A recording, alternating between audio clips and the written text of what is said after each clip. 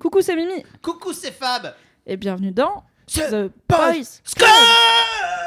Ah, cette fois-ci, j'espérais que tu crierais pas. Non, Raté. j'ai hésité sur The Boys et puis après j'ai fait OK, faut quand même. Let's go. Oui. The Boys Club, c'est le podcast de Mademoiselle sur la masculinité où un mercredi sur deux, avec Fab, on reçoit un mec qui nous parle de son rapport à son genre. Et aujourd'hui, nous sommes avec Mathias Jambon-Puyer. Bonjour Mathias. Bonjour Myriam. Oh là. T'as l'air si je suis intimidé. un peu intimidé. Alors que quand même, on peut le dire pour les auditeurs et auditrices, n'est-ce pas? Pour être honnête, nous sommes amis, on se connaît depuis longtemps. Disclaimer. Disclaimer. C'est vrai. Tu connais Fab depuis longtemps aussi. Oui. Tu es ici, à la maison. Détends-toi, tout va bien se passer. J'adore le canapé. Parce que je pensais que c'était un podcast de table et chaises, et c'était un podcast canapé, sachez-le. C'est un podcast de canapé. Et t'es très... Alors, c'est intéressant la position des invités. Il y en a qui sont tout au fond avec des coussins, genre ils s'enterrent. Toi, t'as une fesse sur le canapé et une fesse prête à partir. Genre, vous me Oui. dites, j'y vais, y a pas de souci. Ça va bientôt Je être m'en l'heure. vais, je pars. Mais tu vas te mettre à l'aise, ça va venir. Mathias, tu es auteur, entre Paraît-il. autres. Et oui, tu sors ton premier roman qui s'appelle Objet trouvé le 24 août C'est aux vrai. éditions Anne Carrière. C'est vrai. J'ai tout bien dit. Yes. Tout est nickel. jusqu'ici. Bravo. Et merci de venir dans The Boys Club. Merci pour l'invite. On va commencer avec la première question. Je crois que savoir que tu y as pas mal réfléchi. Parce que Le tu mec es a un peu travaillé. contrôle fric. Quel enfer. Allons-y. Ça veut dire quoi pour toi être un homme? Alors, c'est terrible. L'avantage d'arriver 25e sur un podcast, c'est qu'on peut en écouter avant et réfléchir. Et en fait, vraiment, j'ai passé, 2-3 semaines et à chaque fois, ma réponse, elle changeait. C'est terrible. J'avais des vannes, j'avais des trucs super intello, j'avais des trucs à dérouler. Et donc, alors, Déroule. je vais pas dérouler, juste... Je pense qu'il y a deux trucs qui me sont venus à force de cogiter au truc. C'est que ma réponse aurait été différente suivant l'âge auquel tu me l'aurais posé. À 6 ans, je t'aurais dit qu'être un homme, c'est aimer le foot. À 15 ans, je t'aurais dit qu'être un homme, c'est sortir avec des filles très belles. Et maintenant, je sais juste plus, en fait. Et je pense que c'est une question qui a de moins en moins de sens, en tout cas pour moi. Pardon, on a demandé quel âge tu as? Non, j'allais Ah oui, demander. c'est ça. j'allais Quel dire. âge as-tu maintenant? Alors, j'ai 32 ans. Et comment tu le vis? Bof. Parce que c'est le seul âge que t'as pas dit dans ta liste. Maintenant, de nos jours. De nos jours, non, pour un tas de raisons absolument pas liées à mon genre, je me sens pas habité l'âge que je suis censé avoir. Je pense que ça reviendra. Il y a des moments où on se sent en phase avec l'âge qu'on a. Là, j'ai toujours l'impression d'être bloqué à 29 3/4, mais ça va sûrement me rattraper. C'est Parce quoi la grosse différence entre un homme de 29 3/4 et un homme de 32 ans? C'est qu'il a 30. C'est qu'il a 30. C'est le cap? Non, c'est juste que j'ai passé les 2 tiers de ma vie sur une trajectoire extrêmement directe, simple et traditionnelle qui m'allait très bien. Enfin, qui m'allait très bien, qui me convenait. Et maintenant, j'ai l'impression d'être en avance sur certaines choses et en retard sur certaines choses. Et par rapport à ce que j'attendais de ma propre vie, je ne sais plus exactement où j'en suis. Et je pense qu'à un moment, peut-être que les choses se remettront en place. Et je saurai. Est-ce que tu peux décrypter cette phrase qui, pour vraiment, je pense, 90% des auditeurs qui ne te connaissent pas, ne veut rien dire? Alors, non, mais c'est C'est quoi la trajectoire dont tu parlais qui t'allait très bien? la trajectoire qui m'allait très bien, c'est que je suis né et j'ai grandi dans une famille nucléaire type un papa, une maman, 2 enfants. Mes parents n'ont jamais divorcé. Que je sache, n'ont pas eu de problème de couple majeur.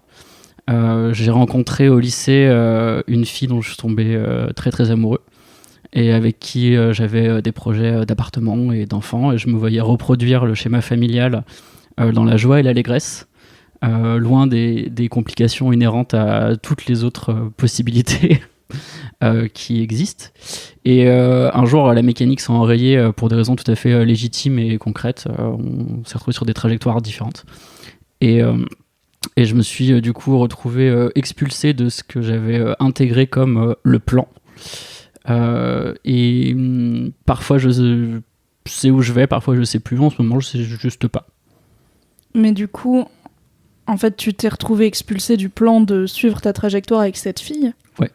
Il y a d'autres filles dans le monde? Ah non, il y a d'autres filles, c'est pas ça la question. C'est la question, c'était cette espèce de côté tu restes avec ton high school crush et tu fais des enfants et c'est super. Et maintenant, j'ai 30 ans et plus, paraît-il, selon la police. Et par exemple, si je rencontre, mettons, la nouvelle femme de ma vie avec qui, imaginons, tout se termine très bien, c'est quelqu'un qui n'aura pas été présente sur les 10 années d'avant, qui m'aura pas connu au lycée, qui n'aura pas vécu des moments de vie qui me sont très chers ou très durs, des moments familiaux aussi.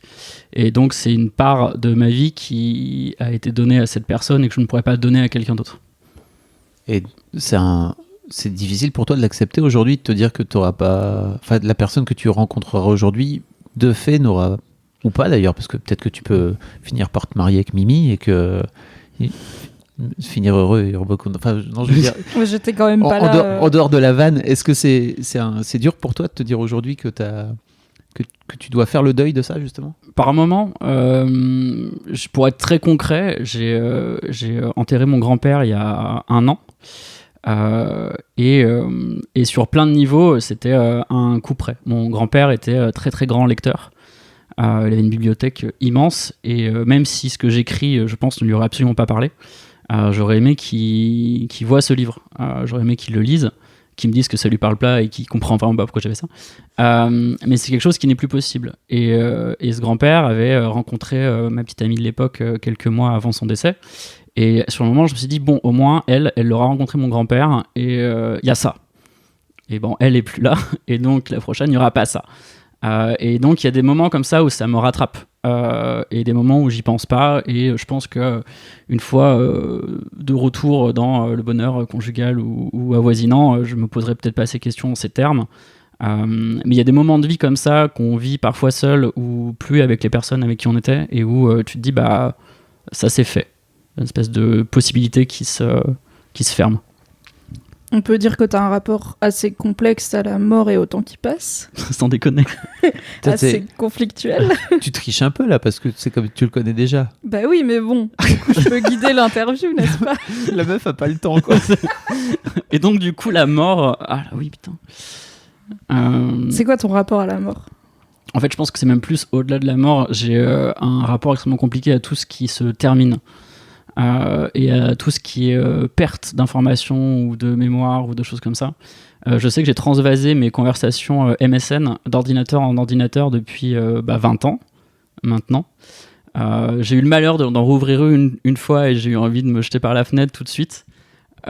C'était terrible. Mais j'ai besoin de garder. Dans les autres choses que j'ai gardées, par exemple, j'ai supprimé des années d'archives de mon blog parce que je trouve que mes réflexions de vingtenaire n'étaient pas forcément pertinentes ni nécessaires. Ton blog qui pourtant est très chouette, qui a été le point de départ d'une belle amitié entre nous deux. C'est vrai. Car je t'ai connu grâce à ton blog. Puis tu écrivais tous les jours aussi. Tous les jours. J'ai en gros, je crois, 2000 articles, quelque chose comme ça. Et j'ai déréférencé 8 ans de blog. Mais j'ai tous les backups sur mon ordinateur. J'ai mes backups MSN, j'ai mes backups de blog. Quand je supprime des tweets, je les garde. C'est-à-dire que j'ai vraiment plusieurs archives Twitter de tout ce que j'ai supprimé. Et par exemple, sur tout ce qui est photos, je les ai en triple. Mes photos, je les ai sur mon ordinateur, je les ai dans un cloud et je les ai sur un second disque dur. Genre, je suis terrifié par tout ce qui est perte, même si c'est des choses que je consulte pas et que je reconsulterai sans doute jamais. Parfois, ça m'arrive de chercher une vieille note de blog ou un vieux truc. Mais le fait de plus avoir ça, ça me tétanise. Et du coup, ouais, je suis une espèce de hoarder numérique ou hoarder des souvenirs, je sais pas. Oui, parce que j'ai pas l'impression que tu le fais beaucoup avec des objets tangibles, tu vois. J'ai pas l'impression que t'es très... tu vois, ton appart, il est pas non plus... Bon, il est pas grand, mais il déborde pas. Tu peux encore voir le sol et tout. J'ai l'impression que sur les objets physiques, il y a un rapport un peu plus détaché. C'était pas le cas avant. Quand j'achetais des bandes dessinées, je les mettais sous blister. Et j'achetais des comics, je les mettais sous blister. Et puis je me disais, putain, les blisters, c'est quand même pas terrible parce qu'ils se plient. Et j'achetais du coup des dos en carton que je mettais derrière dans le donc en fait, genre pour un comic, il y avait un dos en carton derrière et un blister plastique. Donc c'était un coût. C'est-à-dire que vraiment la moitié du prix du comic, c'était de l'archivage. Et ça prenait de la place. Et je pense qu'il y a eu un moment où j'ai réussi à lâcher prise en mode à quoi bon. Et c'est là j'ai encore j'ai donné 2 sacs de vêtements le week-end dernier. Donc j'arrive à me séparer de ça, mais mais ouais, non, je sais pas. Il y a des choses, tout ce qui est conversationnel, tout ce qui est vraiment genre sorti de moi, j'ai tous mes vieux textes, tous mes vieux débuts de trucs, j'ai des vieux poèmes que j'envoyais aux meufs à 15 ans qui traînent encore sur mes disques durs. Enfin, genre, si ça a trait à ma propre mémoire et ma propre existence, j'ai besoin de garder viscéralement. T'étais quel genre d'ado à 15 ans ? Quand tu pensais que être un homme, ça veut dire sortir avec des belles filles, pas avec des filles, avec des très belles filles. Alors, j'ai réécouté les différents podcasts qui m'avant, et je pense qu'il y a une anecdote qui est assez constitutive de à la fois mon rapport à la masculinité, mais aussi le rapport aux filles. À 15 ans, je m'étais mis en tête d'être un nice guy. Il y avait cette métaphore qui traînait pas mal sur Twitter et autres, que les nice guys ils pensent que les fils des distributeurs, tu mets de la gentillesse dedans et il y a du sexe qui sort à la fin. Et moi, à 15 ans, j'étais persuadé que ça marchait comme ça. Parce que j'avais été conditionné par les médias et le discours qu'on me proposait même au sein de mes amis, à savoir les méchants garçons c'est pas bien, les gentils garçons c'est super. Tu peux expliquer ce que c'est qu'un nice guy pour les gens qui savent pas. Moi je vais te dire ce que c'était pour moi être un nice guy, c'est-à-dire essayer d'être le plus gentil, serviable et attentionné possible en toutes circonstances, au mépris de mes propres besoins et envies, en partant du principe qu'au bout d'un moment, la personne en face, au sujet de mon affection, aurait une illumination et se dirait putain mais ce mec, il a fait tellement tous ses efforts, c'est obligé, je suis amoureuse de lui quoi. Et je pensais ça, tu vois, je me disais putain c'est genre le plan, les films me disent ça marche comme ça, toutes mes copines elles me disent les mecs méchants on n'aime pas, c'est sûr, j'ai décodé le truc quoi. Et ça marche. Donc oui, parce que quand tu dis être le plus serviable et gentil et tout, c'est avec les filles. Ouais, en tout cas pas avec être spécialement. En tout cas, disons que c'était ma méthodologie de séduction, c'est-à-dire d'être genre par une espèce d'accumulation de gentillesse. Et avec les filles qui te plaisaient plutôt. Oui, évidemment. Évidemment. Et en fait, j'ai eu une espèce d'épiphanie malencontreuse parce que j'étais à l'époque très à fond sur une camarade de classe. Et j'employais cette méthode et à un moment, elle est venue me voir elle a dit à une de ses copines de venir me voir. Et me dire Mathias, ce que tu fais c'est quand même un peu gênant, genre tu la couves et tout, et ce serait bien si tu... Enfin non, elle veut pas sortir avec toi quoi. Et j'étais là genre ah. Et j'ai eu un espèce de moment où genre bah si elle s'en fout, moi je m'en fous. Et donc du coup genre je suis redevenu taquin, désagréable, pas genre méchant, mais quand elle venait me demander un truc et que j'avais pas envie de le faire, je le faisais pas. Oui, ce qui est pas, c'est ne pas être excessivement agréable. Ouais, mais même c'est-à-dire qu'en fait, à partir du moment où je me disais plus, il y a plus de plan, c'est-à-dire que si jamais j'avais envie de faire une vanne, je la faisais quoi. Et je suis devenu une espèce de 180. Et 2 semaines plus tard, elle commence à m'attraper la main dans la cour et je fais putain, qu'est-ce qui se passe quoi. Et elle finit par dire à ses copines de venir me dire mais Yannick, j'aimerais bien que tu viennes lui choper la bouche quoi. Et j'étais là genre hein. Et c'était vraiment genre. Et donc du coup il y a eu un espèce de blocage mental où je me dis mais en fait ce qu'elles veulent toutes c'est des connards parce que j'étais un connard et maintenant elle veut sortir avec moi. Et ça aurait été genre la super vilain origine, genre si jamais j'avais pas compris le truc. Et en fait, il m'a fallu plusieurs mois après pour décoder. Est-ce que t'as chopé la bouche de Mélanie ? Alors, une fois, et ensuite je suis redevenu nice guy direct. Parce que oh non, t'as dérapé. Non, parce que j'étais là genre, ok, maintenant que c'est fait, je peux redevenir gentil. Et en fait, elle m'a dégagé au bout de 3 jours en mode, tu me touches pas, t'es penaud, machin. En fait, elle voulait quelqu'un qui aille l'attraper dans l'arrière-cour de l'école et lui faire des trucs un peu chelous, tu vois. Et moi, j'étais là genre...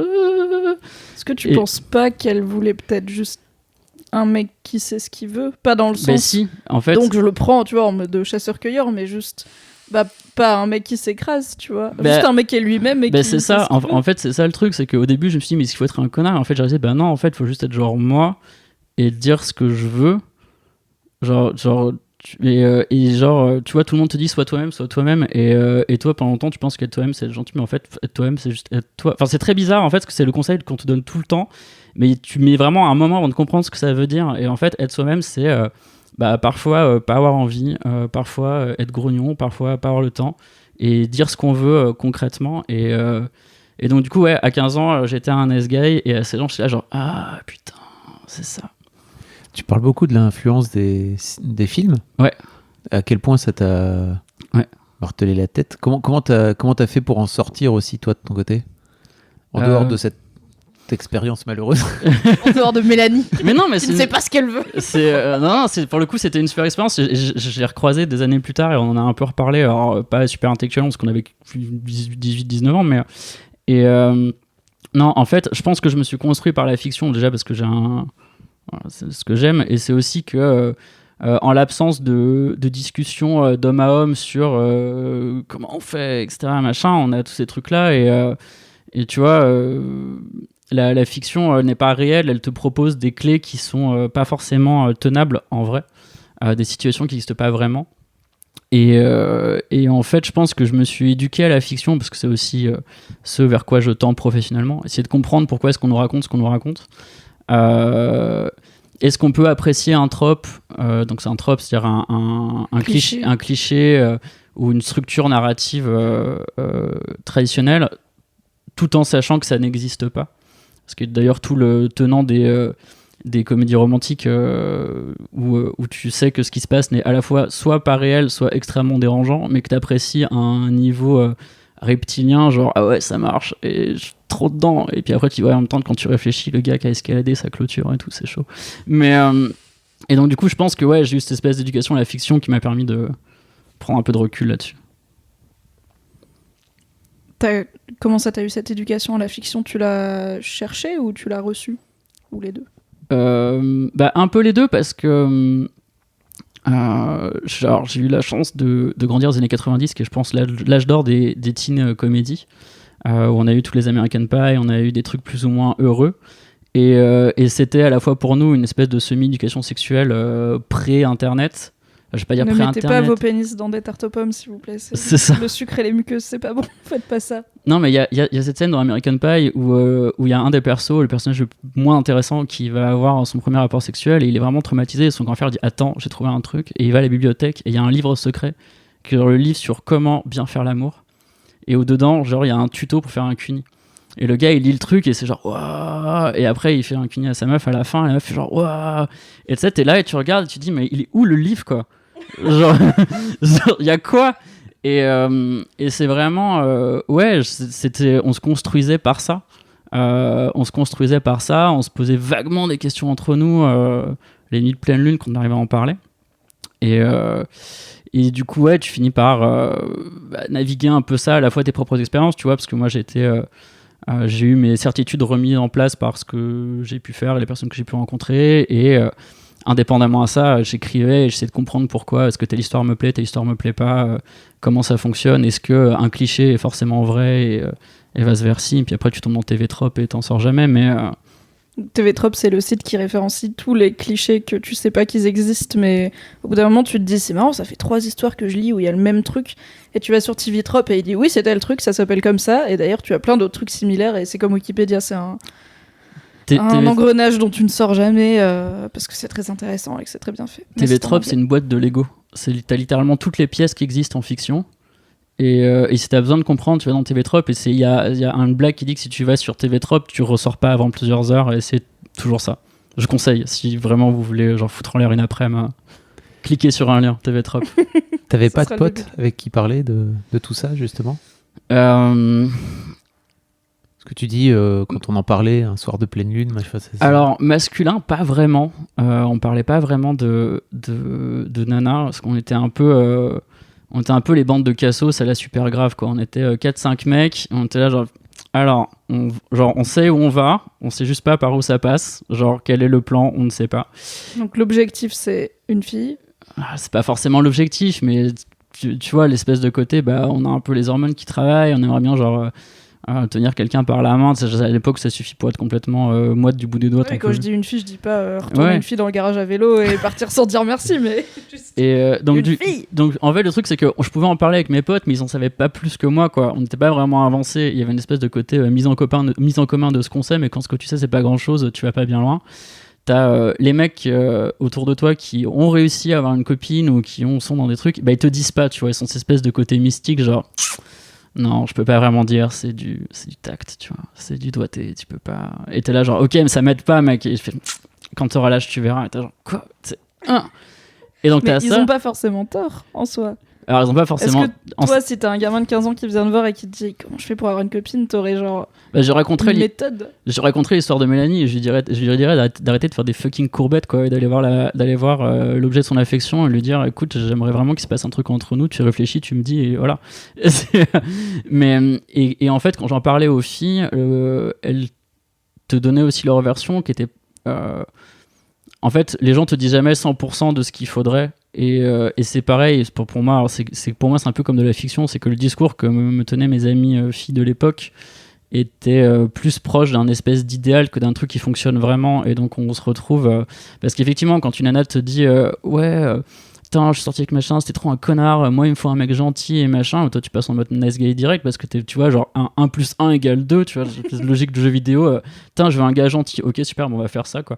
Et Guess what, je suis un gars gentil. c'est ça. Et du coup, en fait, on s'est débrouillé comme on pouvait et c'était surtout ça. Et t'en parlais pas avec ton père? Alors, absolument pas. Quel non-sujet. J'ai le même, je sais. Quel non-sujet. Non, parce que déjà, j'avais peur de mon père. Pas peur dans le genre chelou, violent, etc. Mais c'était plus une espèce d'intimidation totale. On parlait pas de ça. Et puis, je voulais pas en parler à ma mère non plus. J'avais vraiment un espèce de côté genre c'est mon truc à gérer moi-même, tu vois, un espèce de. Je suis vraiment pas allé chercher de l'aide côté parents. Mais après, c'est peut-être ma famille qui est comme ça. Genre, mon frère m'a jamais posé la moindre question sur les nanas, quoi. À part il y a 2 semaines où il m'a dit Mathias, est-ce que Tinder ça marche? J'étais là, genre, tu réponds quoi? Bah, ça dépend. Voilà, paille. Il a quel âge? Mon frère a 29 ans. Ok. Donc, on a 3 ans et demi d'écart. Je suis plus grand, je suis plus vieux. Non, parce qu'il est plus grand, mais je suis plus vieux. Parlant de ça, tu es un vétéran de mes podcasts puisque tu étais dans un de mes tout premiers podcasts qui s'appelait Les Mimitions car j'adore les jeux de mots et qui Quel talent. Un icon. oui, bon. Et qui déjà à l'époque pionnière que j'étais parlait des complexes masculins. Ouais. Donc tu étais venu en compagnie de Lucien Men qui est aussi venu dans Boys Club et de Nicolas Bernot qui n'est pas encore venu dans Boys Club. Tout ceci est très incestueux. Oui, c'est une grande famille. Tu sais. La famille des bruns barbus qui veulent parler d'eux, c'est un monde. Et donc, on avait parlé des complexes et notamment de ta taille. Ouais. Puisque, comme on dit, pour un garçon, tu n'es pas très grand. Non. Tu mesures combien? Alors, je mesure 1m69 selon les syndicats et 1m67 selon la police. Okay. C'est-à-dire qu'en fait, j'ai 2 pièces d'identité sur lesquelles j'ai pas la même taille. Est-ce que tu avais des talons? Non, je pense que c'est une question de maintien. Pour des soucis de santé, j'ai une jambe qui est plus courte que l'autre. Et vraiment, littéralement, suivant sur quelle jambe je me tiens, il y a entre 2 et 5 cm de différence. Mais il te mesure vraiment quand tu fais ta carte d'identité? Ouais. Ok. Ouais, ils te mettent contre le mur, règle, on y va. Comme quand t'es petit, tu sais. Ouais, Que exactement. tes parents, Je m'en ils souviens font... Donc tu vois, j'ai mon passeport à refaire dans 1 an. On va peut-être ramener les grosses Timberland, tu vois. Pour passer le 70. Qu'est-ce que ça fait d'être un mec d'1m69? Je vais prendre le chiffre supérieur. Je vais arrondir au supérieur. Alors, ça fait rien pendant 16-18 ans parce que tu t'en rends pas compte. Donc c'est super. C'est un complexe à retardement.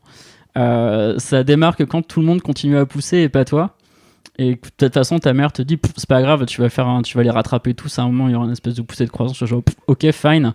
Puis à un moment, t'arrives à l'âge où dans les livres de bio, ça dit la croissance est finie. Et t'es là, genre, ça va pas.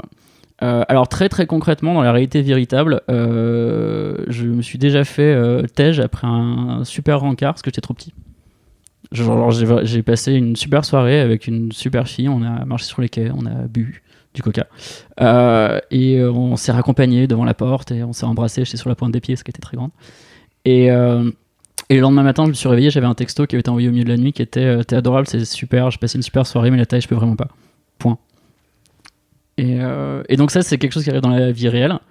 Et l'autre truc que tu réalises qu'à partir du moment où tu vas sur les apps de dating, c'est que c'est peut-être l'exigence qui revient le plus facilement et sans complexe de la part du genre opposé, qui te disent pas moins de telle taille.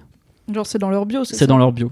C'est dans leur bio. C'est vraiment le seul truc qui est mis avec vraiment aucune honte, aucun complexe, nada. Tu vois, personne mettrait dans sa bio pas de gros ou pas de chauve ou machin. Tu le vois de temps en temps, mais c'est quand même extrêmement rare. Alors que la taille, c'est vraiment ultra prévalent. Et il y a cette espèce de truc où c'est un critère autorisé. Tu vois, c'est assez bizarre et qui est assez bizarre et donc du coup. D'autant plus que c'est un des rares trucs que tu peux vraiment pas changer quoi.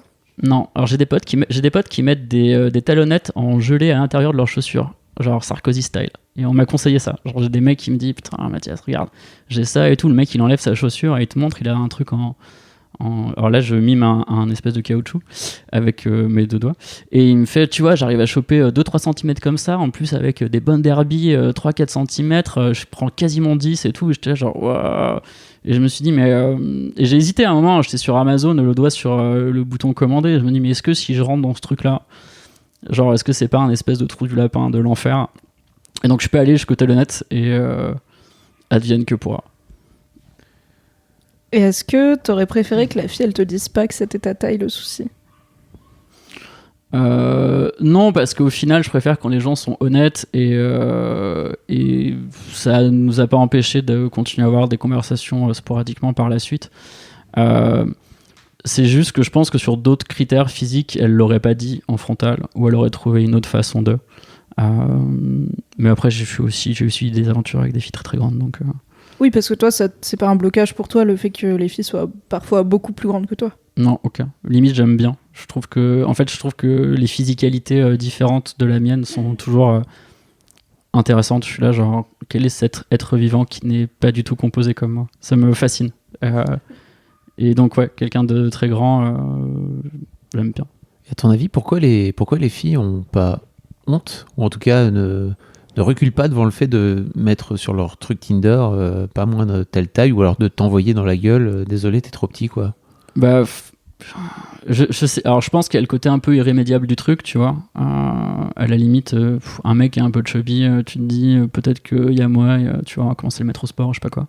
Non, ce que je veux dire, c'est juste. Déjà, c'est irrémédiable, et ensuite, je pense que c'est pas vu comme vexant, ou en tout cas comme pas assez vexant, ou en tout cas c'est intégré comme un truc genre c'est un peu normal, tu vois. Genre bah oui, à quoi tu t'attends, tu vois. Il y a une espèce de côté. C'est un truc que même dans ma très longue relation très chouette, normalisée, etc. Je suis resté 10 ans avec une fille qui ne voulait pas mettre de talons en ma présence. Dans le cadre du couple, etc. J'ai réussi à avoir droit aux talons dans l'intimité parce que je voulais voir. C'est très bizarre de se dire que tu sors avec quelqu'un, t'habites avec quelqu'un, et cette personne, quand elle va en soirée sans toi, elle porte des chaussures que tu ne verras jamais. C'est super bizarre. Genre à un moment où ça te frappe intellectuellement, et je lui dis bah écoute, est-ce que tu peux mettre des chaussures à la maison juste avec moi, et on voit quoi. Et donc du coup je lui ai demandé de mettre ses talons à la maison, elle a fait ok, et c'était une expérience intéressante parce que bah, du coup elle avait une taille différente, elle me regardait différemment. Mais ouais, il y a des... Même dans un... Alors, pourquoi elle le faisait pas en fait? Parce qu'elle voulait pas te gêner, tu penses, ou... Non, parce que elle me le disait très frontalement, ça la mettait mal à l'aise d'être trop grande par rapport à moi. Elle se voyait pas avec un mec plus petit qu'elle. C'était vraiment très dit. Il y a une affaire de statut chelou en fait, d'avoir en tant que fille hétéro, d'avoir un mec grand et fort. Du coup... Si t'as un mec qui est plus petit que toi, ça... Alors moi, ça m'est jamais arrivé parce que je suis vraiment pas très grande, quoi. Mais ça pourrait. Il y a des garçons plus petits que moi.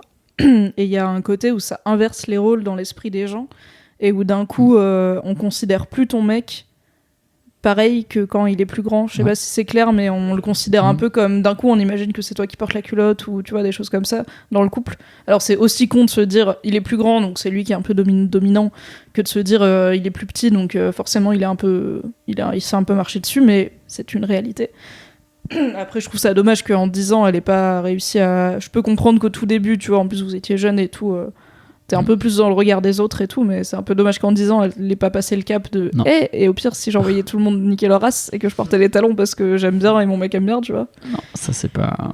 Ça ne s'est pas fait. Non.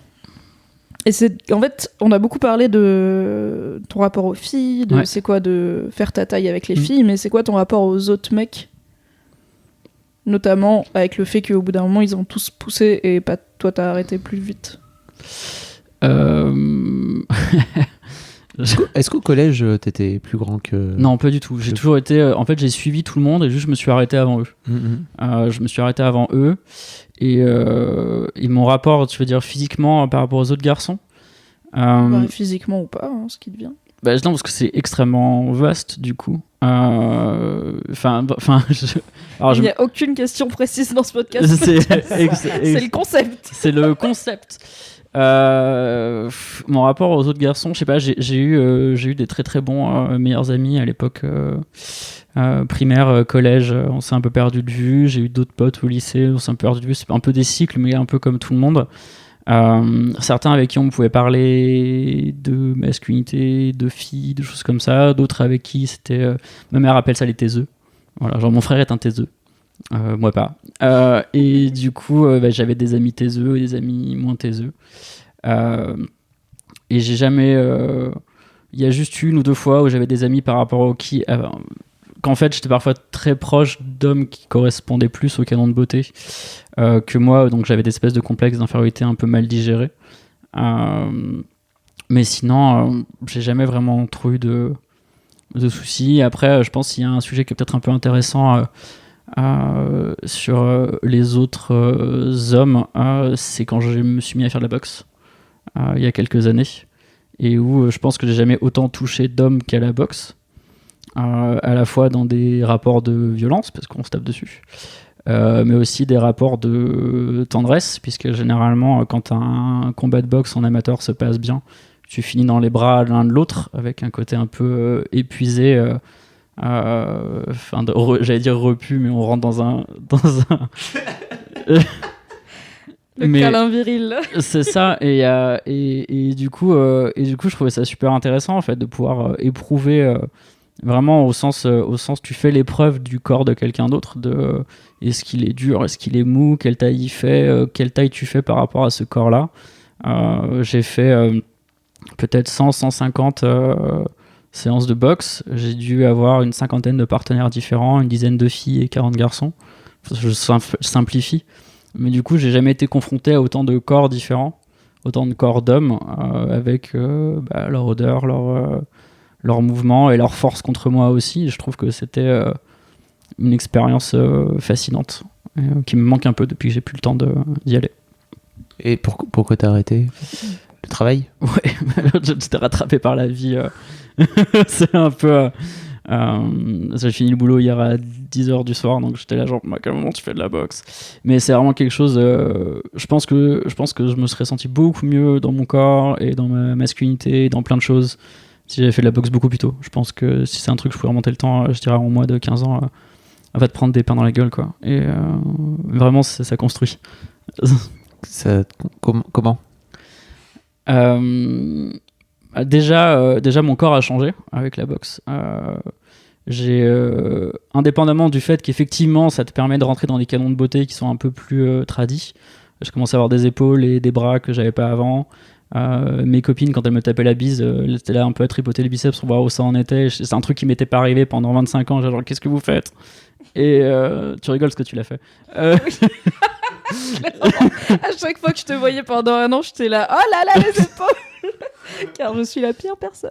Mais même au-delà de ça, en fait, d'avoir ce corps qui se développe, en fait, je commençais à sentir physiquement des muscles que je connaissais pas, à pouvoir contracter des choses que je pouvais pas contracter avant, et j'avais plus une conscience globale de moi-même. En fait, c'est comme genre sentir plus de choses sur comment t'es fait dedans, et c'est aussi un exercice de retenue de ton propre corps, parce que à la boxe, toute seconde d'inattention, elle se paye. Toute seconde de lâcher prise, en fait, le moment où tu te dis j'en ai trop, parce que alors, c'est un exercice de frustration quand tu te prends quelques coups et tu te dis j'en ai marre, je veux vraiment lui en mettre un, et du coup je vais tout miser, et c'est la punition, elle est tout de suite quoi. Et donc du coup c'est vraiment un espèce d'instrument à la fois de se connaître soi-même, de modelage et aussi de contrôle de soi. T'avais fait du sport avant ou c'était la première fois que t'en faisais ? un sport aussi rude, c'était la première fois. Non, t'as nagé. Alors j'ai La nagé, piscine. j'ai nagé, mais c'est pas Le point aussi. piscine. Alors là, tout le monde rigole parce que je suis obsédé par la piscine. Et- Mathias est connu sur Twitter pour être un zinzin de la piscine, avec un classement des piscines de Paris, avec... Dès Des que tu vas stats. dans une nouvelle ville, tu cherches les piscines de la ville, tu vas sur nageur.fr mettre tes stats, t'as des écouteurs sans fil Bluetooth, enfin t'es... T'as fait À la fin plusieurs du posts game. sur tes. Ah ouais, c'est- sur la piscine. C'est Ça pose non, je me suis mis à la piscine à l'époque où j'étais gros. Ça a été une échappatoire quand j'ai pris un peu de poids. C'était un moment où ça allait pas terrible. Non, pendant 20 ans, j'ai pas fait de sport. La question s'était pas posée. J'étais vraiment l'homme crevette parce que j'ai encore des photos de moi jusqu'à 20-22 ans où littéralement, alors j'avais des cuisses et un peu de cul parce que je faisais du roller. Donc du coup, tu vois, sur la partie sirène inversée, j'étais au top, tu vois. C'était pas clair, mais dans ma tête, ça allait. 6 crevettes en haut et des jambes Ouais, c'est en ça. bas.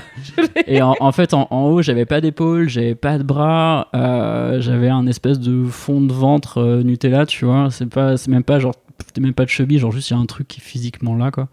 Et ça avait posé de problème à personne.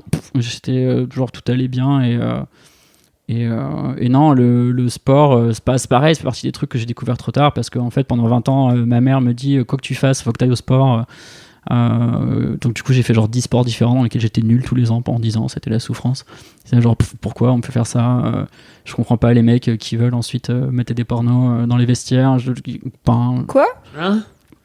Alors c'est un truc que mon frère a plus expérimenté, mais alors là je parle de quelque chose que je ne sais pas, hein, qu'on soit extrêmement clair, mais mon frère me racontait que lui il a fait du hockey sur gazon pendant quelques années à Lyon et qu'il y avait une vraie camaraderie de vestiaire, un truc qu'on voit dans les séries américaines que j'ai jamais expérimenté parce que je fais que des sports individuels. Et la camaraderie de vestiaire, c'est se parler de meufs pendant que tout le monde est à poil sous les douches. Et c'est faire un peu des afters, surtout au pré-internet en fait, où quelqu'un a réussi à graver un CD avec un porno. Du coup, viens, on va chez machin et on mate un petit porno et tout machin. J'ai jamais vécu ces trucs-là, mais mon frangin me racontait ça. Je sais que lui, son éducation sexuelle, il est passé par là. Mais bon, moi, le sport, ça a été genre une souffrance pendant 10 ans. Donc dès que le cours était fini, déjà j'étais nul, donc personne ne voulait traîner avec moi. C'est genre, ok, Mathias, bon dernier, super. Et moi, je voulais juste rentrer chez moi, lire des comics, quoi. Donc vraiment, ça a été. Mais c'est comme tout dans la vie, c'est le sport. J'ai commencé à aimer quand c'est moi qui ai fait la démarche d'y aller, quoi. J'aimerais parler d'une anecdote. Du coup, tu me diras si tu veux pas, comme ça je couperai ce moment au montage. Quand on a été voir The Mask You Live In ensemble, Ouais. t'as raconté un truc et c'était intéressant. Est-ce que je peux parler de ça ? Ouais. Ok. Donc, Mathias, je creuse dans le vivier qu'est notre relation pour faire ce podcast. Je suis très contente de recevoir un ami. J'ai déjà reçu mon mec en premier épisode, donc clairement, je triche. On avait été voir il y a quelques années ensemble le documentaire sur la masculinité The Mask You Live In, Ouais. qui est maintenant sur Netflix. Ouais. Et il est très bien, regardez-le, c'est vraiment fondateur pour comprendre l'injonction. Soit un homme, c'est un documentaire américain qui est vachement bien fait et qui est une très bonne porte d'entrée sur le sujet. Mais à l'époque, il n'y avait pas Netflix, parce qu'il n'y a pas toujours eu Netflix. Et du coup, on a été à une projection associative à Paris de ce documentaire sur la masculinité, comme des gens éduqués que nous sommes. Et j'y suis allée avec toi et un autre ami. Il y avait, je pense, moitié-moitié de mecs et de filles dans la salle. J'avais un peu peur qu'il y ait une majorité de filles, mais en fait, il y avait quand même des mecs qui étaient venus. Et je me souviens qu'après, t'as pris le micro, donc t'étais assez bouleversée, et t'as pris le micro pour raconter qu'en fait, toi, donc dans le film, il parle du premier, soit un homme qui arrive généralement dans l'enfance, soit un homme pleure pas, soit un homme aide ta mère, soit un homme fait du foot. Et toi, tu racontais que pour toi, il est arrivé plus tard, en fait. Ce moment, il est arrivé au moment où t'as dû rentrer dans une confrontation physique avec d'autres mecs. Ouais, alors on est dans un... Wow, comment dénouer ce truc En fait, j'ai eu la chance d'être très protégé très longtemps parce que j'ai grandi dans le quartier un peu bobo hipster de Lyon, d'une mère assistante sociale ultra féministe qui m'a envoyé chez le psy dès 8 ans. Donc du coup j'ai jamais eu aucun problème à verbaliser mes sentiments, à expliquer ce qui n'allait pas et j'ai grandi de manière assez gender neutral jusqu'à 4-5 ans. C'est-à-dire que j'avais commandé un camion de Barbie pour Noël, ma mère me l'a offert et je trouvais ça génial, et quand elle l'a vendu à 12 ans j'étais dégoûté. J'étais genre, bah non, mon camion de Barbie, ça me fout le seum, quoi. Il est vraiment trop bien. C'est comme un Mighty Max, mais en grand. Et en fait, j'ai subi cette espèce d'injonction sur un homme à mon arrivée sur Internet, en fait, où j'étais exposé à des personnes et des groupes qui n'étaient pas aussi bienveillantes que l'espèce de cocon dans lequel j'avais grandi, et qui prenaient en fait mes épanchements numériques comme quelque chose de ridicule. Ce qui d'un certain point de vue pour certaines personnes l'est. J'ai vraiment aucun doute sur le fait que ces gens-là me trouvaient ridicule, là où d'autres personnes me trouvent touchant, et donc du coup c'est un peu l'avantage et le défaut d'Internet, c'est que ça élargit un peu ton audience, et ces personnes-là sont beaucoup moquées à un moment, et j'ai essayé de... alors j'ai très mal vécu la chose, qui est pour moi très concrètement du harcèlement, et j'ai essayé tous les recours disons intelligents possibles. C'est-à-dire que j'ai essayé d'en leur en parler directement, d'en parler à leurs amis pour qu'ils leur en parlent. Oui, parce qu'en plus c'était des gens que tu connaissais, on n'était pas sur du... Non, c'était des gens avec qui c'était facile, enfin c'était simple pour toi d'avoir un contact direct. Qui était identifiable. Et puis surtout, ça, ce que tu dis pas, c'est que c'était souvent et très répété. C'est-à-dire que quand tu dis, tu passes juste en glissant, c'était du harcèlement, mais c'était un vrai truc, c'était pas juste une fois ou deux, quoi. Ah oui, non, c'était quelque chose d'extrêmement quotidien. Ça n'existe pas extrêmement quotidien, c'est quotidien, ça ne l'est pas. T'es auteur, non? Non, j'entends mon éditeur me coller un taquet, en fait. Et en fait, les seules choses qui ont calmé les ardeurs de ces personnes, ça a été la menace physique, qu'elle soit par le doxing, c'est-à-dire que j'ai dévoilé l'adresse de quelqu'un sur Internet en lui disant « Mais mec, je sais où t'habites, et vraiment, s'il faut être en bas de chez toi, et je serai en bas de chez toi. » Et j'ai attrapé un mec dans un bar par le col en lui disant viens on s'explique, ce qui est genre quelque chose de... Un mec qui était un des mecs de la bande qui te Oui évidemment, harcelait, j'ai pas attrapé un mec random dans un non, mais bar. je me dis si t'es à bout, tu vois, il y a un mec qui te parle mal, tu peux te venger sur ce gars-là. Et ce qui était terrible en fait, c'est que ça a marché en fait. C'est ça que genre j'étais là, genre waouh, 3 mois à me prendre la tête, à avoir mal au bide et à être terrifié d'ouvrir Internet, alors qu'il suffisait d'aller attendre les mecs en bas de chez eux, leur casser la gueule quoi. Et c'est horrible parce que alors, d'un côté ça aurait été extrêmement simple, parce que j'avais su ça du départ, j'aurais appelé 3 gars et ça aurait été plié, mais ça montre qu'en fait tu peux être aussi causant que tu veux, essayer d'être déconstruit, essayer de machin, etc. Le reste du monde ne fonctionne pas avec tes propres règles en fait, et c'est ça que j'ai trouvé le pire, c'est ça que j'ai trouvé le plus triste, c'est que les appels à la discussion, à l'empathie n'ont rien donné, alors que vraiment jouer le jeu, la masculinité, à savoir arriver à dire s'il faut se taper, on se tape, ça marche. Et j'étais là genre, tout ça pour ça, tu vois. Genre vraiment, j'ai passé 25 ans à essayer de m'élever au-dessus de la mêlée, alors qu'en fait, j'aurais dû prendre des cours de boxe plutôt, quoi. Et en fait, tu dis ces personnes qui te harcelaient, mais c'était que des mecs, on est d'accord? Ah oui, évidemment. Non, parce que c'est intéressant que ce soit des mecs qui soient mal à l'aise par le fait qu'un mec parle de ses sentiments sur Internet de façon... assez libre, oui, mais quoi. après, c'est quelque chose auquel j'ai toujours été habitué. C'est-à-dire qu'on a longtemps cru que j'étais homosexuel à un moment, alors que pour moi j'étais juste quelqu'un qui parle de ce qu'il ressent, et du coup sans forcément subir un harcèlement homophobe ou machin, etc. Je savais que par mon attitude et par certaines de mes réflexions, j'appuyais sur les boutons de certaines personnes. Et donc, j'étais parfois dans cette espèce d'entre-deux, de mecs qui parlent de sentiments de mecs fragiles. Voilà, on arrive sur le terme... le F-word. Le fameux... Parce que fragile, c'est une des... Pour les hommes qui prennent à cœur une vision un petit peu traditionnelle de la virilité, fragile, c'est une insulte, quoi. C'est peut-être une des pires insultes avec les insultes homophobes. Fragile, c'est le pire adjectif. C'est ça. Alors, excusez-moi, mais j'étais pas avec vous à cette soirée. Et c'est quoi le rapport avec The Mask You Live In? C'est que dans The Mask You Live In, oui, il a raconté cette anecdote, d'accord. en fait. Parce que dans The Mask You Live In, le premier soit un homme, il vient dans l'enfance. Mathias l'a pas eu dans l'enfance parce que les gens de gauche. Oui, c'est ça, car le gauchisme, n'est-ce pas? L'islamo-bobo-gauchisme. Et c'est arrivé, du coup, En fait, c'est toi qui te l'es dit tout seul quand tu t'es rendu compte que les manières douces, on va dire, et civilisées ne marchaient pas avec ces mecs-là, quoi. Ok. J'ai reconnecté. Je suis un peu lent, mais je me dis qu'ils te pètent les gens. Non, mais c'est bien parce que c'est dur de se rendre compte, comme on se connaît depuis des années, à quel point c'est obscur comme podcast. J'espère pas trop. Je pense pas trop. Est-ce que tu penses que ces mecs, ils étaient mal à l'aise est-ce que tu penses qu'il y avait du malaise derrière leur leur haine envers toi? En partie, j'ai eu pendant des années le loisir de réfléchir à ça.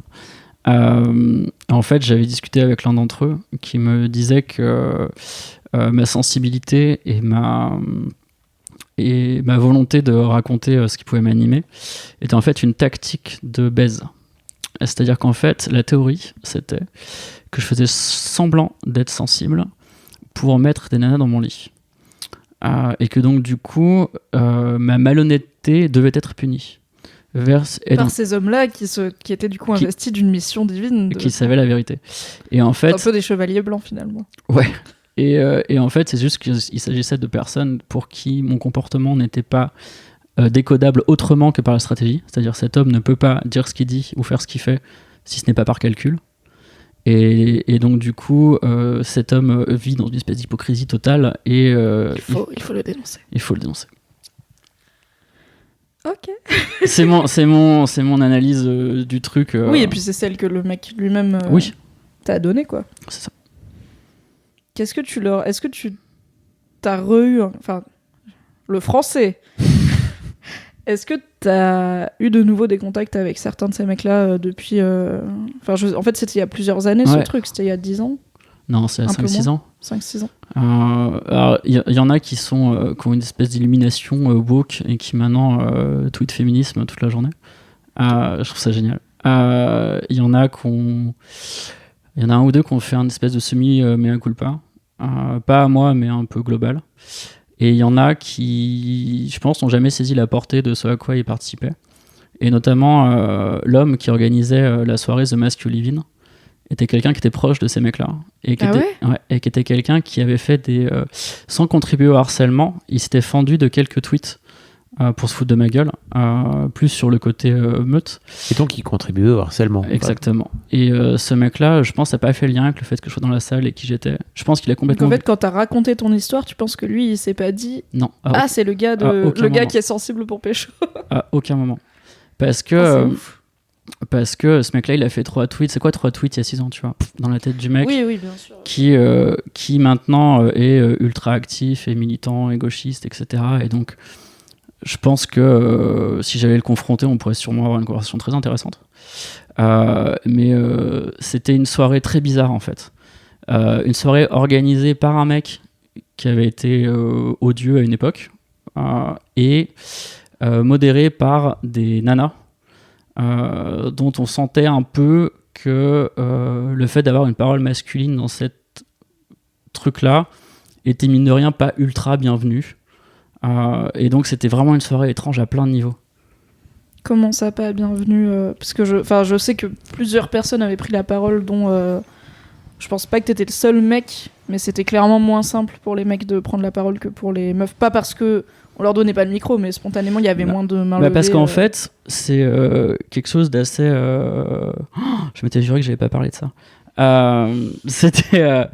en fait, c'était une soirée qui était ouvertement organisée par un collectif féministe, dont certaines personnes que je connais, que je respecte et que j'admire, à tous les niveaux.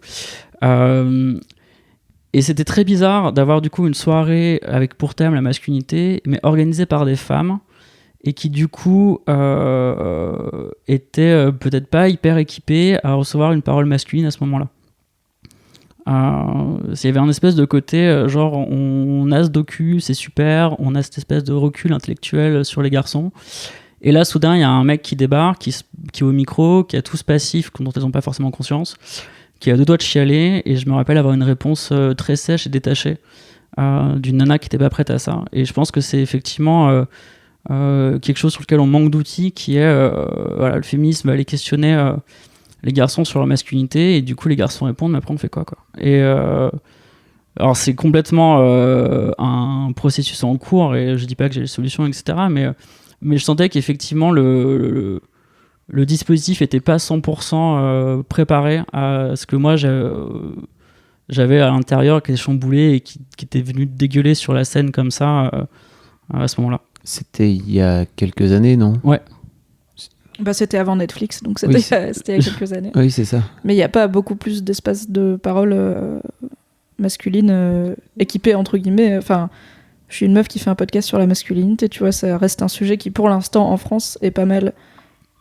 j'ai pas envie de dire trusté, parce que trusté, il y a un peu un côté... on garde tout pour nous, mais qui est pour l'instant occupé et par des femmes qui sont motivées pour en parler. J'ai pas encore vu de mec lancer, en France encore une fois, lancer un podcast, un groupe sur le sujet, tu vois. Alors il y a peut-être des groupes Facebook qui existent, des trucs comme ça où je suis pas au courant, et si oui, dites-le moi et c'est très cool, je promis, je viendrai pas gratter si vous voulez rester entre mecs.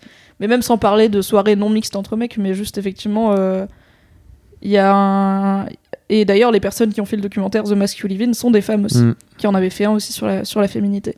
Et en fait, il y a un côté un peu où forcément, en tant que femme qui a toujours été une femme, il y a un côté un peu sujet d'étude, tu vois, j'observe, j'apprends à comprendre, et qui est pas ce truc empathique que tu peux avoir avec une personne qui te parle, une femme qui me parle de harcèlement de rue, je vais pas dire wow, t'en parles un petit peu brusquement parce que je sais que c'est hyper chiant. Alors qu'un homme qui te raconte, comme ce que t'as pu raconter à la soirée, où effectivement après la projection t'étais assez chamboulé, quoi. Bah en fait t'es pas... Oui voilà, c'est ça, tu fais merci et c'est tout. Tu sais pas quoi foutre en fait avec ce témoignage là de mecs, parce qu'il y en a tellement peu que c'est compliqué. Et qu'est-ce que t'aurais aimé avoir comme réponse, toi ? En fait, j'attendais pas spécialement une réponse, c'était très... En fait, moi, j'ai lâché des choses que j'avais gardées, et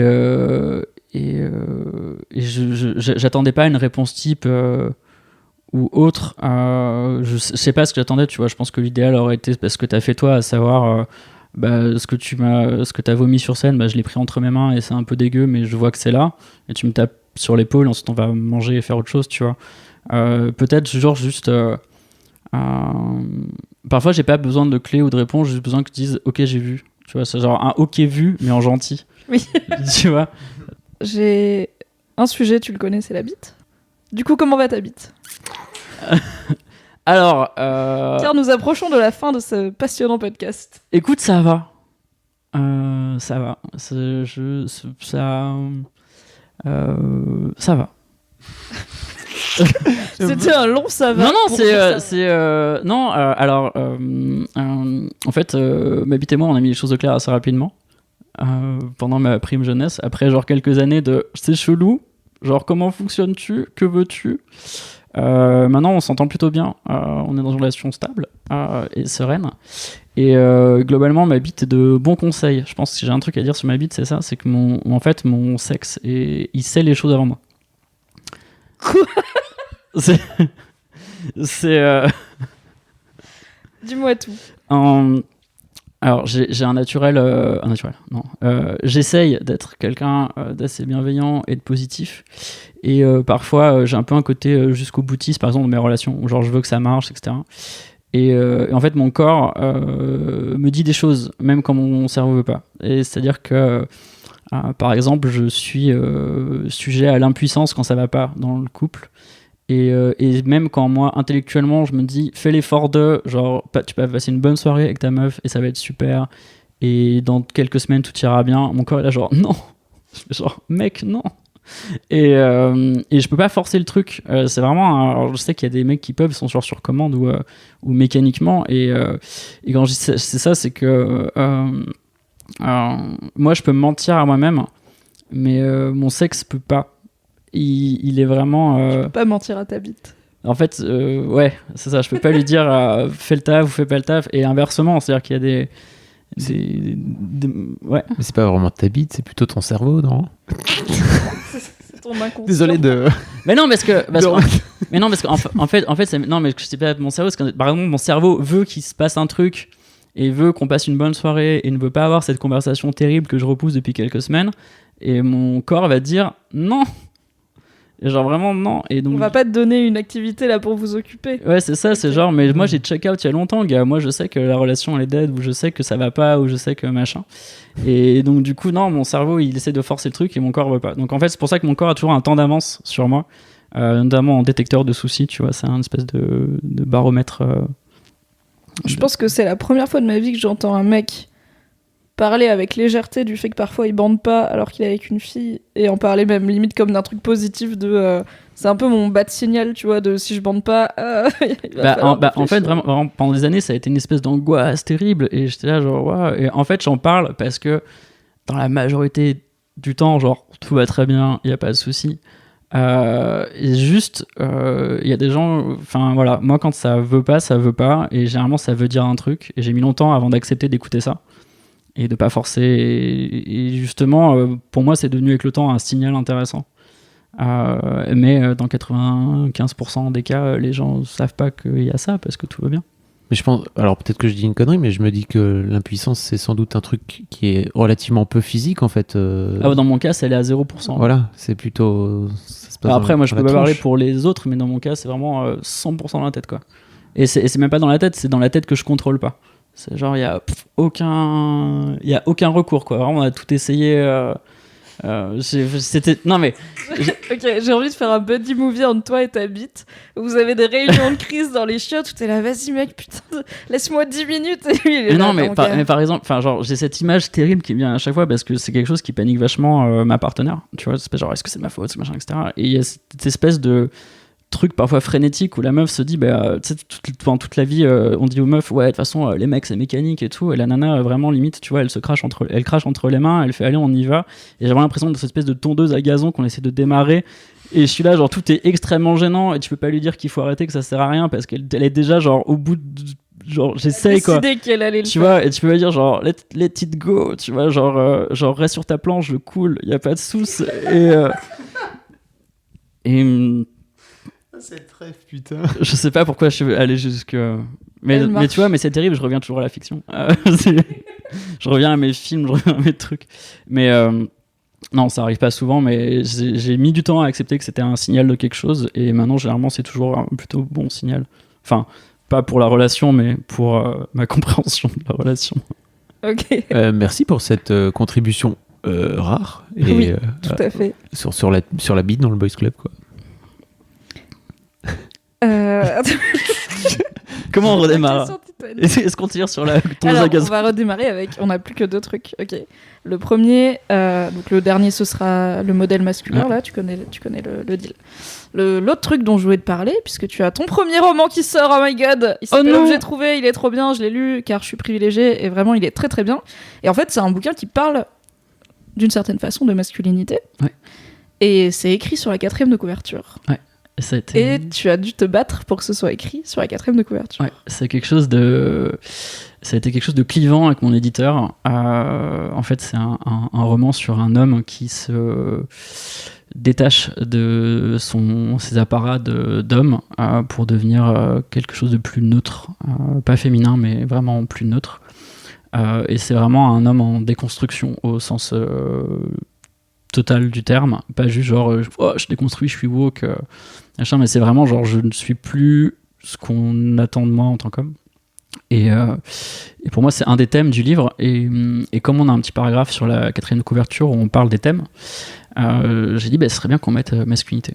Et mon éditeur Jean-Baptiste, si tu nous écoutes, m'a dit mais personne ne sait ce que ça veut dire, Mathias, masculinité. Genre ça va parler aux gens pas du tout. Et j'étais là, genre, ouais, mais pour moi, c'est important. Et il me fait, mais t'es sûr? Je fais, ouais. Et du coup, on a fait un peu 1 ou 2 allers-retours. Et finalement, on l'a mis, tu vois, c'est quoi un mot sur une 4e couverture? Mais pour moi, c'était intéressant parce que ça orientait un peu la lecture du texte. Et quand la 4e couverture a été montrée sur Internet, il y a 1 ou 2 personnes qui me sont tombées dessus en disant, encore un mec qui parle... ces trucs de mec et tout, et c'est vraiment c'est là où j'ai réalisé qu'en fait c'était un mot qui était chargé, en fait, qui n'a pas le même sens pour personne. C'est-à-dire que pour moi ça veut dire quelque chose, pour mon éditeur ça veut dire autre chose, pour des personnes sur Internet ça veut dire encore autre chose. Et je suis là genre, quand un homme invoque le thème de la masculinité pour vendre son livre, parce que c'est ça, j'ai quand même envie que les gens le lisent. Personne met la même chose dedans. Et ça montre à quel point on n'en parle pas, quoi. Et donc, je pense qu'il y a des gens qui vont lire mon livre et qui vont s'attendre à un truc, qui sont c'est pas ça. D'autres qui vont dire c'est intéressant. Et c'est vraiment. Je pense que tout le process de juste mettre ce mot à l'arrière de la couverture, à la réaction que ça a généré, et parfois les réactions qui m'ont un peu mis mal, genre je suis désolé qu'il m'a entendu, c'est pas ce que je voulais dire. Je pense que du coup, ça valait le coup de le mettre. Mais c'est pas un peu pareil avec la féminité, tu penses ? Alors, chacun y met un peu. J'imagine, mais comme je suis moins confronté à l'usage du mot, disons que j'ai pas la même base de comparaison. C'est-à-dire que quand je dis le mot masculinité en tant qu'homme, j'y charge des choses. Et donc du coup, je peux pas me positionner sur ce que les filles ressentent quand elles disent féminité. Mais en tout cas, moi, c'est le feeling que j'ai sur ma partie. Je pense pas que féminité c'est clivant. Ce qui est clivant, c'est la définition qu'on en a, bien sûr.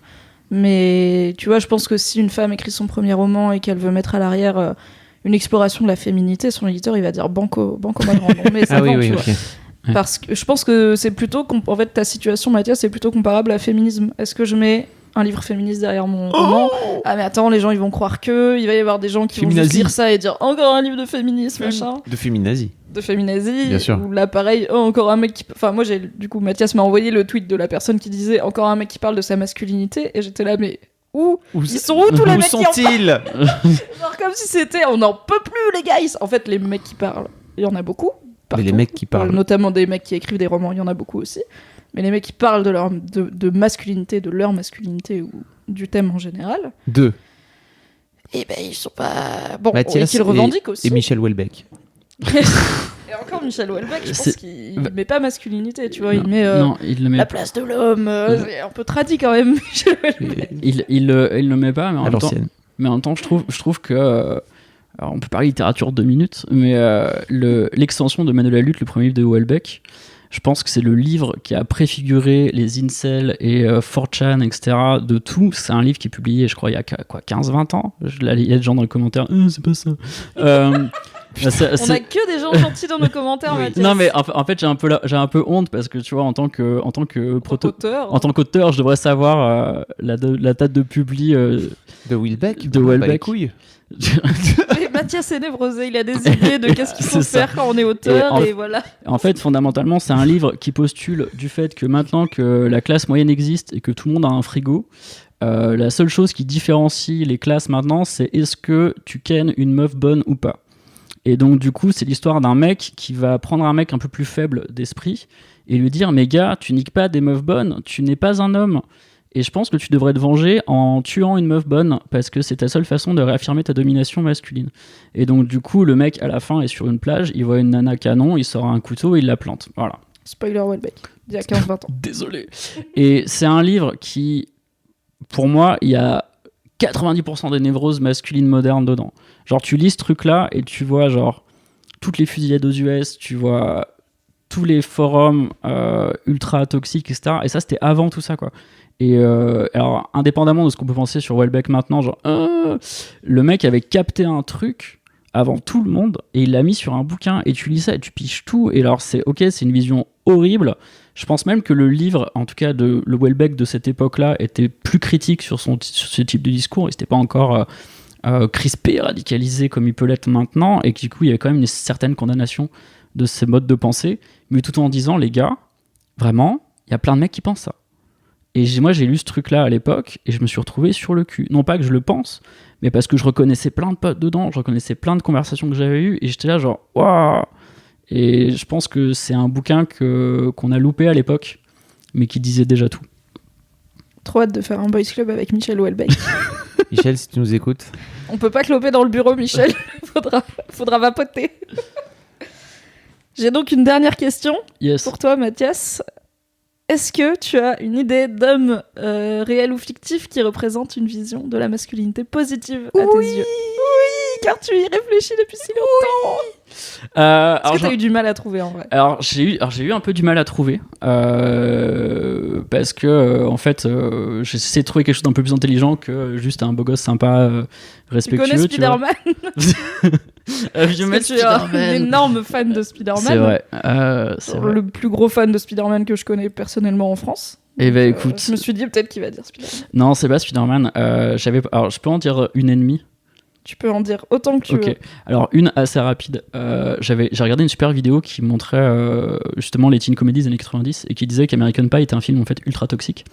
Notamment parce qu'il y a une scène où des mecs matent une meuf à poil par webcam, une espèce de cam non consentie, et que le film fonctionnait par une espèce de porn logic. C'est-à-dire que le mec rentre dans la pièce et la meuf elle est à poil, elle fait ah tu m'as vu à poil, et bah du coup on va baiser. Ce qui est genre quand t'as 12 ans t'es genre mais ouais c'est comme ça que ça se passe putain. Et en fait, c'est ultra gênant avec le recul. Donc, c'est là où tu vois, genre, les tropes, genre, le film est un bon film, mais est-ce un bon film ? J'ai fait des guillemets avec les doigts. Et à côté de ça, t'as un film qui est super grave, qui met en scène des énormes beaufs. Des gros losers. Ouais, des gros losers un peu beaufs, et qui jurent, qui disent des blagues sexistes toute la journée, etc. Et qui veulent absolument serrer ces deux meufs. Et ils passent tout le film à essayer de le faire. Et en fait, quand arrive le moment, il y en a un des deux qui est avec la meuf de ses rêves, qui est complètement bourré dans un lit, et qui veut absolument coucher avec lui. Et lui, il dit, mais en fait, t'es trop bourré, c'est chelou. Et elle fait, mais vas-y, pourquoi tu veux pas, machin. Il dit, non, vraiment, c'est chelou. Et finalement, il le fait pas, la meuf, elle vomit et tout. Et le lendemain, elle lui dit, bah t'as bien fait de pas coucher avec moi à ce moment-là, c'était pas le bon moment, je veux bien qu'on sorte ensemble. Et t'es là genre ouah, genre le mec pendant 2 heures il espère un truc et quand il a moi il y va pas parce que la meuf n'est pas en état de consentir et c'est pas terrible. Et t'es là genre ouah, premier mindfuck. Deuxième mindfuck, t'as le personnage qui est le petit gros qui lui est à fond sur la meuf trop canon et persuadé qu'il arrivera jamais à la voir si il est pas en mode full nice guy, c'est-à-dire s'il ramène pas les bières à la soirée, c'est son focus du film. Parce que donc c'est aux États-Unis et ils ont pas l'âge d'acheter de l'alcool. Donc quand t'amènes de l'alcool, tu gagnes des points de popularité parce que t'es la personne qui permet à tout le monde de picoler. Et finalement le mec après tellement de mésaventures, il est genre au bout de sa vie, il finit par dire à la meuf je voulais ramener de l'alcool pour te pécho et tout. Il dit mais tu pensais vraiment que ramener de l'alcool ça aiderait à le pécho? Et il fait mais oui, mais c'est parce que ça marche comme ça. Il dit mais t'es con en fait. Et il lui dit tu sais quoi, genre sober up et quand tu iras mieux tu me demanderas de sortir avec moi et on verra. Et le lendemain il lui dit bah tu veux bien? Il fait bah ouais. Et t'étais là genre putain en fait il suffisait de hein. Et le troisième truc c'est qu'après toutes ces aventures les deux mecs rentrent toujours puceaux chez eux parce que leurs plans ont pas marché, parce qu'ils ont justement soit été corrects, soit ils ont eu l'épiphanie, ils disent mais pourquoi on se dit jamais qu'on s'aime, on est con, et donc ils se font un câlin, disent on s'aime. Et t'es là genre ouais c'est peut-être le teen movie qui a le pitch de départ le plus glauque mais avec la vision la plus positive de la masculinité qu'on ait fait en teen movie, et j'ai pas vu mieux depuis. Si vous avez pas vu Super Grave, ouais Super Grave, ça montre trop drôle. Et donc mon Joker, ça c'était la réponse rapide. Ouais. Non, en fait la réponse rapide ça va être il faut voir Magic Mike 2. Oui, je t'aime tellement. Il faut voir Magic Mike XXL. Laisse-moi en parler. Tu me prendras. Je dis rien. Tu ne dis rien. Ne silencie pas Mathias, s'il te plaît. S'il te plaît, c'est mon podcast, ok. En vrai, j'avais aucune idée de qu'est-ce que t'allais répondre à cette question.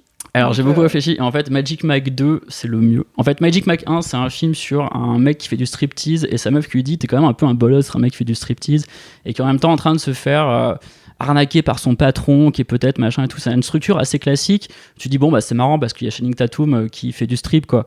Et du coup c'est cool, et en même temps il dit que faire du strip c'est pas déshonorant quand t'es un mec, et la meuf elle a cette espèce d'épiphanie genre c'est vrai les mecs qui sont au string ils sont cool aussi. Ok, super. Magic Mike 2, y a pas de conflit, c'est juste 6-7 mecs qui arrivent doucement 35-40 balais, leur vie ça va pas.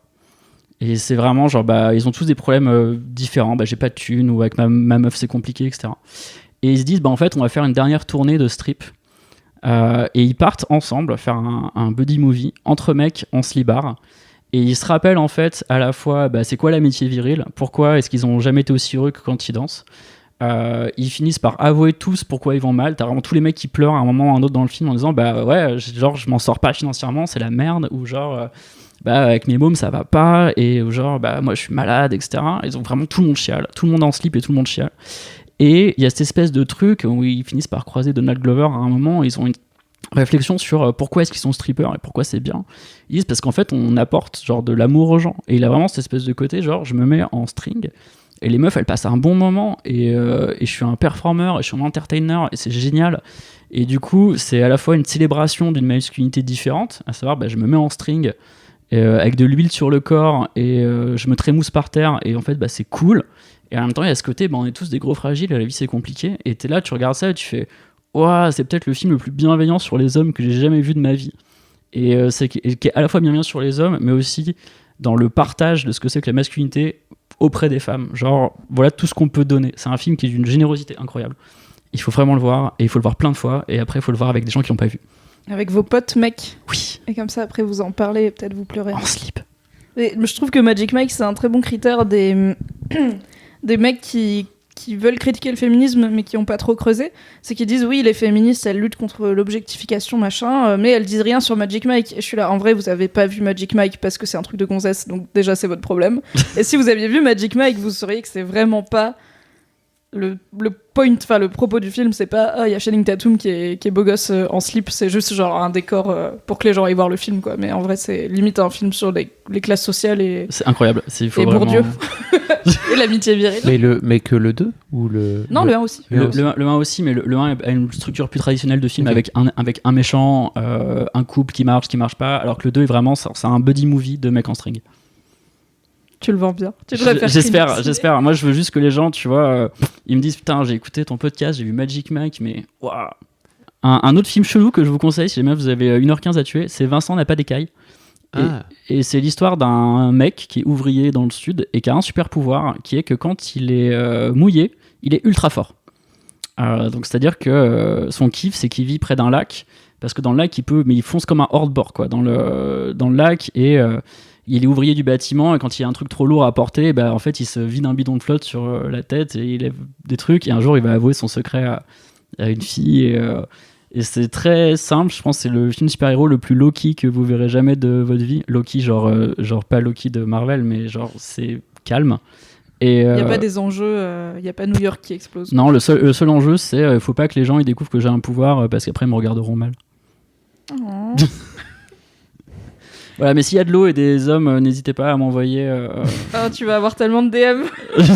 Trucs chelous en DM. Non, mettez dans les commentaires vos productions culturelles préférées sur la masculinité et ou les hommes avec de l'eau.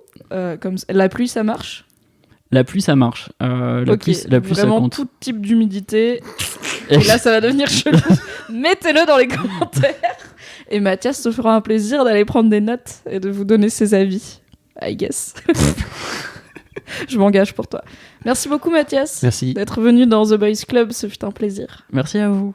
Et donc, si vous voulez lire un premier roman d'un auteur prometteur sur la masculinité, entre autres, Objet trouvé sort aux éditions Anne Carrière le 24 août, et il est vachement bien, donc demandez-le à votre libraire, comme si on était en 1992. Mais oui, mais c'est super, tu peux sortir de chez toi et tu dis « je voudrais un livre, tavernier », et là, le libraire dit « mais j'ai », et il sort du comptoir et tout, c'est une expérience très analogique, je conseille. Merci Fab de co-animer The Boys Club avec moi. Merci Mimi. Quinzaine après quinzaine. Écoutez, c'est toujours un plaisir. On se retrouve dans 2 semaines pour un nouveau numéro de The Boys Club. Si vous avez écouté cet épisode sur YouTube, mettez un pouce bleu, abonnez-vous et dites-moi dans les commentaires ce que vous avez pensé. Mais surtout, dites à Mathias quel est votre film préféré avec des hommes et de l'humidité. Si vous êtes sur une plateforme de podcast et que vous voulez soutenir The Boys Club, mettez donc 5 étoiles sur iTunes par exemple et lâchez un petit avis, comme ça le podcast sera mieux référencé et il vivra plus vieux et on ne mourra jamais. Et comme ça on n'aura jamais à dire adieu aux choses et ce sera bien. C'est super, je vais pouvoir sauvegarder ce MP3 pour toujours dans mes dossiers MSN.